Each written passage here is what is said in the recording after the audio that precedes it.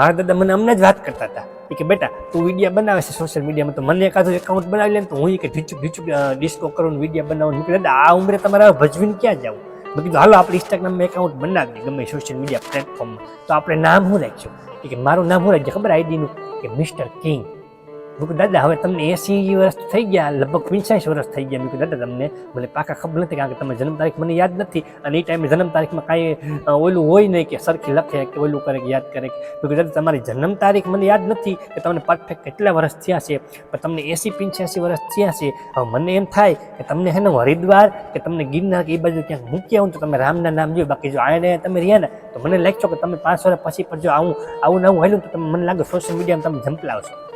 બોલો હા દાદાને શોખ છે, બોલો મારે વિડીયો બનાવવા છે, એટલે ઢૂચુક કરવું છે, એની 85 વર્ષે ઢૂચુક કરવું છે.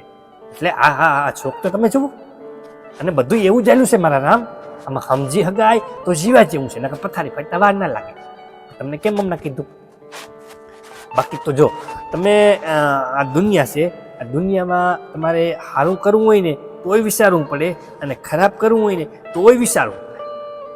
પોઈન્ટ વાળી વાત છે ને, નોંધ કરજો કે તમારે સારું કામ કરવું હોય તો વિચારવું પડે, અને ખરાબ કામ કરવું હોય તો વિચારવું પડે. પણ આ બેની વિચારધારામાં તમને ત્રીજો જે રસ્તો મળે એ સીધો રસ્તો તમને પરમાત્મા આપે, કે આ બેને કામ મૂકી અને વૈષ્ણવ હું તને જે રસ્તો આપું ને એ રસ્તા ઉપર તું હારે, એટલે કોઈ દી દુઃખી ન થાય. પણ આપણે તો એ રસ્તો હાલવું જ નથી રસ્તા ઉપર. આપણે તો બસ આમ ખોટામાં ભાગવું અને આમ ભાગવું, કે આપણે કેમ કોનો રોલ કરી નાખવો, કેમ કોનું બૂસ મારી લેવું, કેમ કોનું ક્યાંથી કરી નાખવું, કોનું કેટલાનું કરી નાખવું. આપણે તો એ રીતે ડાયલા છે. ભગવાન આપણે સંકેત આપે છે, આપણે રસ્તો દેખાડે છે, પણ આપણે તો બીજાની પથારી ફેરવામાં ઊભા થાય તો આપણે પરમાત્મા સામું આપણે ભજન કરીએ ને, ધ્યાન દઈએ ને. હે ભજન અને ભાવ બંને જો પરમાત્મા હારે લિંક થઈ જાય ને તો આપણી જિંદગી જીવવાની સાહેબ જે મજા આવે ને, ઓહો તમે વાત પૂછો. આ તમને એમ થાય કે ભક્તિની વાત કરે છે, આની ક્યાં ખીલા ધરબી રીતે ભક્તિ કરી. પણ ના, આ તો મેં તમને સાંભળ્યું નહીં. તમને હું કહું છું કે જો આપણે 2 ટાઈમ ભગવાનને યાદ કરીએ, આપણી કુળદેવી માતાજી છે બધાને આપણે યાદ કરીએ, ભલું કરે, હાજર જ રાખે, આપણે કોઈનું કંઈ ખોટું કરવું નથી. પછી આપણે તો 2 ઘડી મોજ કરાવી. પણ તમને એમ થતું હોય કે આ મોટા ફાંકા જીકે આ વિડીયોમાં તે શું ને ખીલા ખોરી દીધા. ના, તમને મેં સાંભળ્યું, તમને હું કહું છું. બાકી લેવું ન લેવું તમારી મરજી છે ભાઈ. હા, અને અત્યારે આ સોશિયલ મીડિયાનો જમાનો છે, આમાં ઝંપલાવાય, આમાં સારું છે, નામ બને, પૈસો બને, અને ઘણું બધું આપણે આગળ નીકળીએ. પણ એક વાત તમને હું એ કહું છું કે તમને આ સોશિયલ મીડિયા લાઈનમાં જે અત્યારે તમારા જે માહોલની આજુબાજુ હોય ને, તમને આગળ નહીં વધે, તમને પંપ જ મારી રાખીએ. તમારી જે મેન શરૂઆત હશે ને એમાં તમને પંપ જ મારી રાખીએ કે ભાઈ રહેવા દે ને, એમાં હું ના કરાય ને, આબરૂ જાય ને, આ જાય ને, ઓલું જાય ને.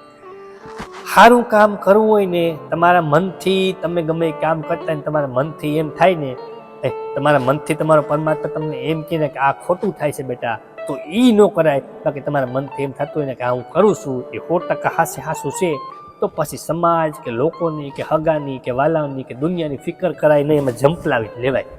પણ અત્યારે ઘણા બધા લોકો મને કહે કે ભાઈ અમારે વિડીયો બનાવવા છે, પણ અમને જે આજુબાજુવાળા લોકો છે એ અમને આમ કહે છે, ને ઓલું આમ કહે છે, અમારા હગાવાળા આમ કહે છે ના કરાય ને, આબરૂ જાય ને, હવે આ ઉંમરે ના કરાય ને, ઓલી ઉંમરે ન કરાય ને, તમારે ભણવાની ઉંમર છે ને, આ તે. ભાઈ સારું કામ કરવું હોય તો તમને સંકટ આવશે ને આવશે જ. અને આમાં ઝંપલાવા જેવું જ છે.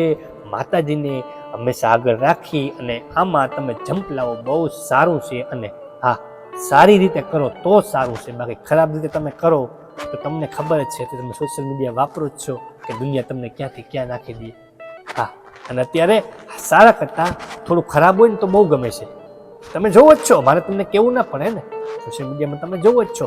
બાકી તો આમાં તમે છે ને આગળ વધશો 100%. તમારી મહેનત સાચી હશે. હા, 4-5 વર્ષ તમારે મહેનત કરવી પડે, કારણ કે અત્યારે હરીફાઈનો જમાનો છે. અત્યારે ઘરે ઘરે તમે જોવો તો વિડીયા બનાવે છે.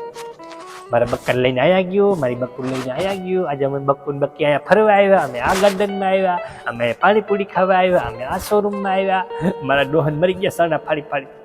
કોઈને આવું સુખ ના જડ્યું. હવે એ અફસોસ કરતા હોય ઉપર બેઠી બેઠી. નાના જે મારા દાદા જીવે છે, પછી મારા દાદા હે ને પરદાદા, અમારી પેઢીઓ જે ઉપર બેઠી હોય ને એ જોતી વિચાર કરતી હશે કે વાહ હું જમવાનું આવ્યું.